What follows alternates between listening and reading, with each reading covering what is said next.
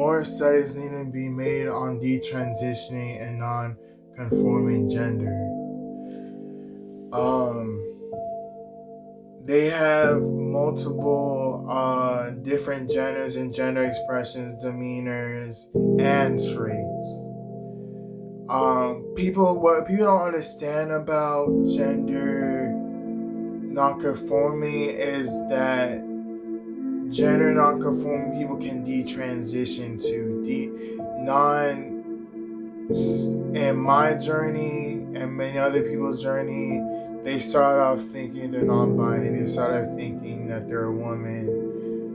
Because society teaches people that if you have feminine traits, then you're a woman. Feminine traits such as so-called feminine traits, because it's a construct. So-called feminine traits like arts and crafts, painting, home decor, cooking, cleaning, all these roles are considered feminine or womanly. But this doesn't dictate the demeanor. This doesn't dictate the gender expression. So I can dress masculine, I can talk masculine, I can walk masculine, but I have both feminine and masculine traits. And they're constructs, so they don't have to be considered. They don't have to really be considered feminine traits. Feminine traits such as painting and writing and theater, that all can be seen as upper class male traits, depending on what culture it is.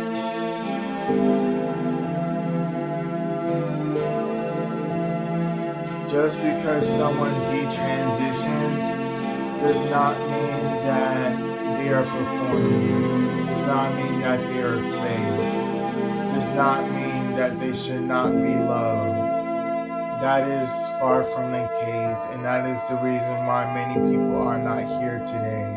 That is the many reason why people are unaliving themselves. If you don't feel comfortable treating a trans woman this way, do not treat a detransitioner that way. I have personally lost my twin sister's connection because my twin sibling actually, because they are non-binary and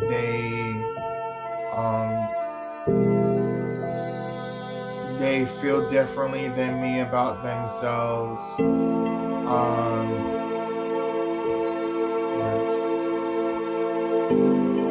Some transgender family members, when they see that another family member when they see some transgender family members, when they see another family member detransition, they see them as betrayers, or they seen as a loss or a betrayal because they're going through so much involving their identity and feeling persecuted over their identity, and then one of their siblings are not that way, and one of their siblings is apparently going to be considered better than them. But on the other side, there are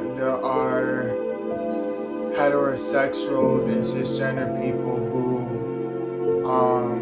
are like, how dare you? You know what I mean? Like, they be like, oh, so now you're trying to get privileges that you didn't have before. How dare you? We're gonna try to segregate you. We don't want you to have the access that you were promised to have, or we don't want you intruding into our space. The non-conforming identity, non-conforming gender identity is can be considered in between non-binary and cisgender identity. It's whatever someone chooses at the moment. It's like I just don't conform. Like I just don't feel the need to conform to any gender space, any box, any of it, and sometimes I feel like transgender people who want to fit in a box or don't get why I don't want to fit in a box, feminine or masculine, even cisgender people, I feel like they all kind of persecute us. It's not fair, and if you see a non-conforming person, if you suspect a non-conforming person, show them love,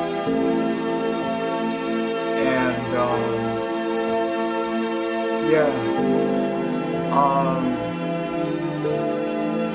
if you see a non-conforming person,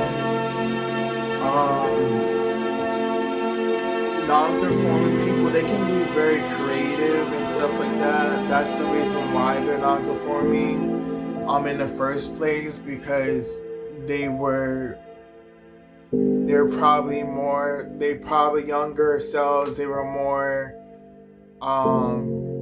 masculine, or they were assigned male at birth, were more masculine, and they were a lot more creative than the average man, so, or person, period. Highly intelligent, and then their family members put them down for it because they thought it was feminine. That is something that can happen. So if you see them come out of the closet again as a non-conforming person, you might see them make new books, paintings, art, theater. You might see them creating new videos. You never know like what other people they're gonna do. Coming out the closet can be a very creative process. It can be a creative way of now expressing yourself in ways that you never knew you could. Sometimes for non-conforming people who are assigned male at birth, who detransition, who once identified as woman, the opposite gender of a woman, sometimes the newfound masculinity can be seen as a new type of armor. So now they're more confident in the world. Now they can show their feminine traits and feel like they can take on the world, and they can create more and be as divine as they truly were meant to be. If you don't understand, that's okay. Not everyone is meant to understand. But in life, we have to learn how to coexist with each other, without putting each other down. And sometimes we have to realize how would we feel if one of our children were treated this way? How would we feel if one of our brothers or cousins or siblings were treated this way once they detransitioned, once they showed how they really were? How horrible that would feel.